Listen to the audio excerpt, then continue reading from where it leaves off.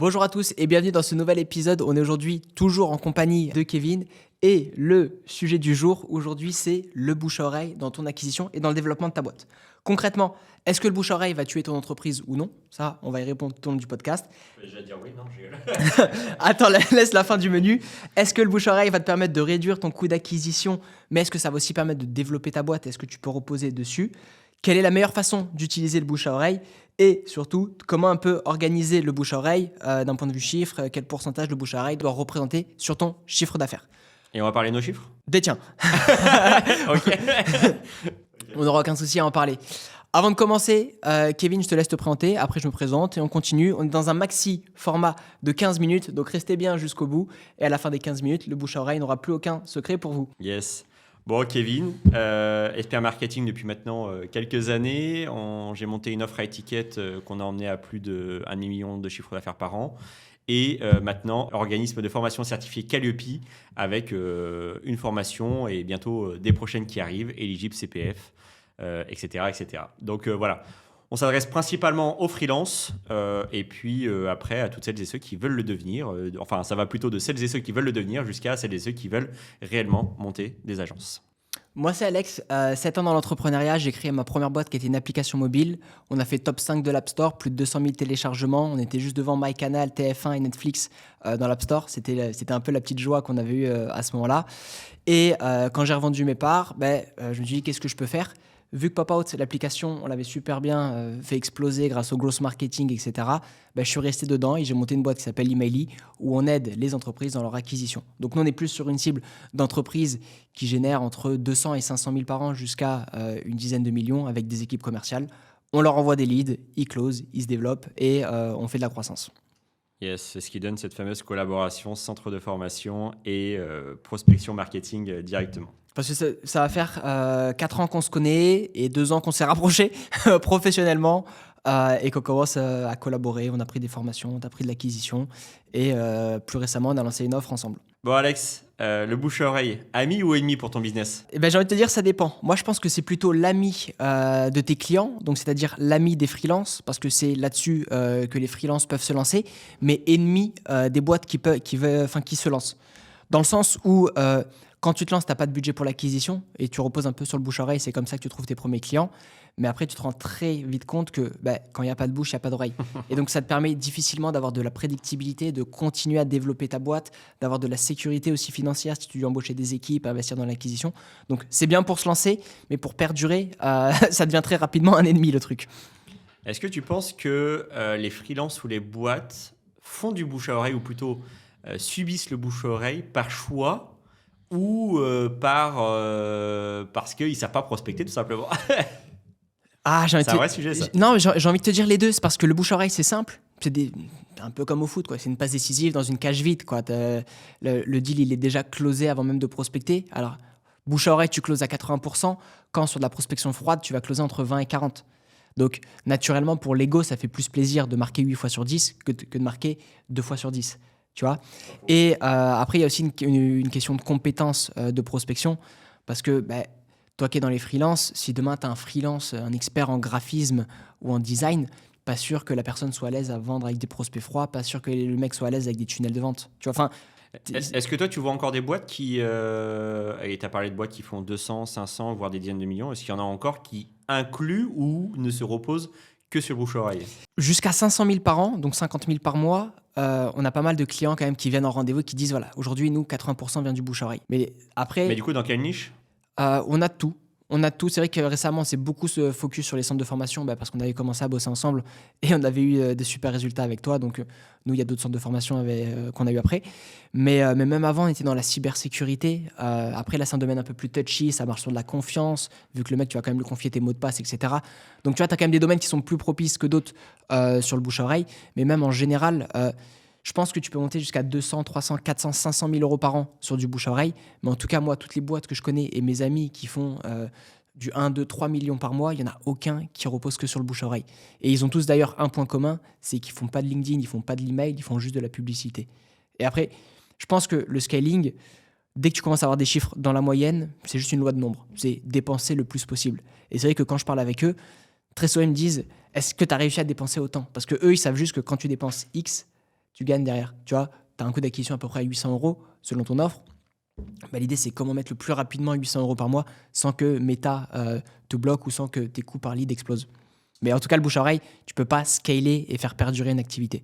Par contre, là-dessus, je pense que tu vas me rejoindre, c'est que quand tu chopes un client en ads à 800 euros et que derrière, lui, te fait du bouche-à-oreille, donc des recommandations, bah, que s'il te ramène 4 autres personnes, bah, son coût d'acquisition, il passe à 200 euros, vu que tu le divises par 4. C'est ça. Et c'est là où tu as des bons coûts et là où tu fais de l'économie. Ça va en lien avec le point 2 qu'on voulait aborder, c'est que ça sert dans le développement d'une boîte, mais pas dans sa croissance à proprement dit. C'est-à-dire qu'il faut des recommandations, il faut du bouche à oreille, mais dans un second temps, mais pas en porte d'entrée de ton business. Parce que sinon, effectivement, manque de prédictabilité, manque de vision long terme. Je vois pas comment je pourrais faire un BP, mon BP 2026, si j'avais dû dire, OK, j'espère que Alex, il va parler à 10 personnes par jour qui vont lui apporter, qui vont apporter des leads. Partant de là, ça va être un peu compliqué. Mais ouais. Quand tu vois les boîtes d'ailleurs, enfin, moi, je le vois chez les freelances. Ceux qui se basent essentiellement sur le bouche-à-oreille, c'est principalement de la peur. Pour moi, je le vois et c'est assez fondamental, c'est qu'ils ne savent pas prospecter. Alors, certes, Mais peur ou manque de compétences, du coup? Les deux. Ouais. Ils ont réellement peur de prospecter et quand ils ont la compétence, ils ont à nouveau peur. Alors, des fois, parce que... Je vois ce que tu veux dire. Peur de confronter l'offre au marché et d'avoir les retours d'inconnus plutôt que d'avoir d'amis ou de... Et du coup, ce qui est assez drôle, c'est que du coup, là-dedans, il y a une partie mindset qui doit s'incorporer. D'ailleurs, on a fait une vidéo sur le mindset il n'y a pas longtemps. N'hésitez pas à aller la checker, on la mettra peut-être autour de ça ou en description. Sur le mindset, parce que du coup, on va voir que le bouche-à-oreille est une conséquence d'un manque de mindset et inversement. Si vous n'avez pas le bon mindset, vous allez compter que sur le bouche-à-oreille pour développer votre boîte. Petit aparté, je m'adresse à tous les freelances qui regardent cette vidéo. Si vous êtes en manque de clients, que vous voulez vous développer, aller scaler votre activité ou tout simplement juste vous former au marketing, au SEO, au community management, peu importe, une formation qui vous parle ou alors tout simplement augmenter votre chiffre d'affaires, eh bien on vous laisse réserver un appel juste en dessous, prendre un rendez-vous avec moi ou un membre de mon équipe et on regardera votre situation pour vous permettre d'aller chercher les résultats que vous voulez. On retourne à la vidéo. Donc, le bouche à oreille, oui, mais il y a ses limites. Donc, c'est pour ça que moi, le oui-non du début, il y a une vraie nuance sur ce sujet-là. C'est en lien avec le troisième point que je voulais aborder, c'est quelle est la seule façon d'utiliser le bouche à oreille si tu devais le conseiller pour des boîtes, toi? Alors moi, j'utiliserais plus dans une logique de CSM. Donc en fait, pour moi, un patron, il a 2 choses à faire. Enfin, un entrepreneur, il a acquérir et délivrer. Acquérir, il faut un système d'acquisition efficace. Et délivrer, c'est faire que tes clients soient contents. Donc que tu leur amènes du résultat ou une transformation. Et quant à la transformation, là, tu peux leur dire, écoute, toi, le freelance graphiste, tu dois connaître aussi 2-3 autres freelances. Est-ce que ce n'est pas des gens à qui tu peux me faire une intro? Et c'est un peu le calcul qu'on faisait tout à l'heure, c'est tu mets 800 euros en ads, ça te permet de générer un client. Et avec ces 800 euros-là, donc tu auras ce client, tu auras ce graphiste.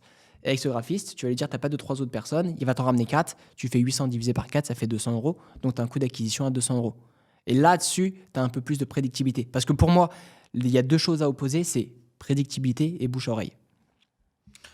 Yes, clairement. Dans nos business respectifs, on a dit qu'on en parlait à la fin de ce podcast. Allez, ça y est, c'est le moment. Où est-ce que tu places le bouche-oreille? Je vais plutôt parler pour moi et puis je te laisserai peut-être répondre à ce sujet-là parce que nous, chez les freelances, ça se voit encore plus.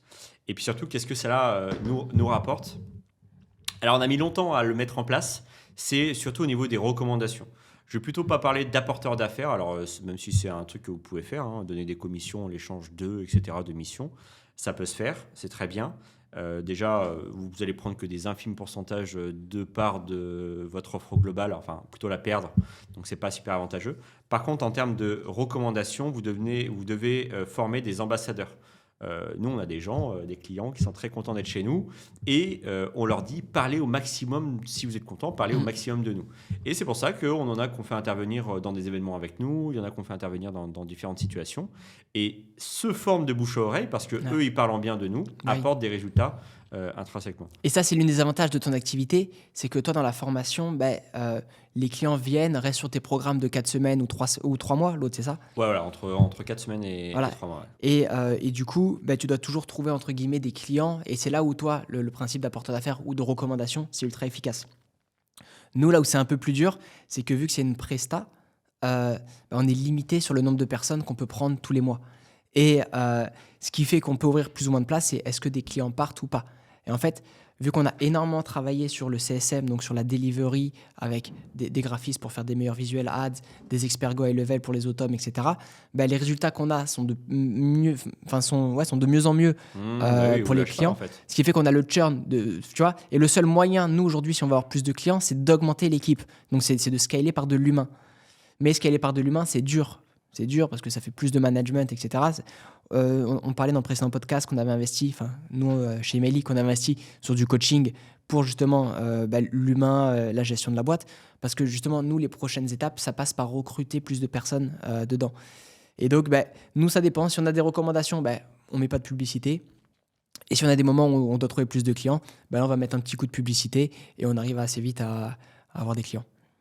Ouais, moi je bosse avec pas mal d'organismes de formation. Là, je vais partir pour la partie OF. Il y en a, ils arrivent à tourner entièrement grâce au bouche-oreille. Et ils tournent jusqu'à combien ? Mais voilà, ils ont leur plafond de verre au-dessus d'eux. À nouveau, à toi de décider. On en reparlait dans l'épisode de Mindset. À toi de décider si cet objectif, tu es OK avec ça ou pas. Et si tu es OK avec la gestion de trésorerie où tu peux te permettre des mois vides. Parce que le bouche-oreille, malheureusement, c'est ça. C'est des mois qui peuvent être à zéro. Et puis après, tu peux faire un mois à 20, 30 000, j'en sais rien, selon les formations que tu vends. Et toi, ta vision du coup sur Big Wave, vu que tu es aussi un organisme de formation, ta vision dessus, c'est quoi ? Parce que en ads, tu avais fait du coaching ads, tu bosses une tonne tes ads, tes tunnels, ta com. Toi, c'est quoi ta vision avec Big Wave ? C'est ça, on inclut le bouche-à-oreille à faire de nos clients des ambassadeurs. On ne veut pas être un OF où on vend du format asynchrone où tu es devant une vidéo et tu ne rencontres jamais ni les formateurs ni les intervenants, mais plutôt où on crée un lien et vraiment tu ressors de là et le bouche-à-oreille s'active par la force des choses. C'est ce qui se passe actuellement, hein. On a plus d'une centaine d'avis positifs, toutes plateformes confondues. Forcément, ça fait des ambassadeurs un peu à droite à gauche. Et c'est sur ce bouche-à-oreille. Mine de rien, au fur et à mesure, on peut commencer à quantifier quand on en a suffisamment autour de soi, quand ça gravite suffisamment, mais ça arrive qu'au bout de quelques années, donc surtout au début, ne reposez pas 100% là-dessus. Ouais. Ok, nickel. Bon, écoute, top pour ce podcast sur le bouche à oreille. On espère qu'il vous a plu. N'hésitez pas à vous abonner sur les chaînes. Et on se dit à très vite. Yes, à plus.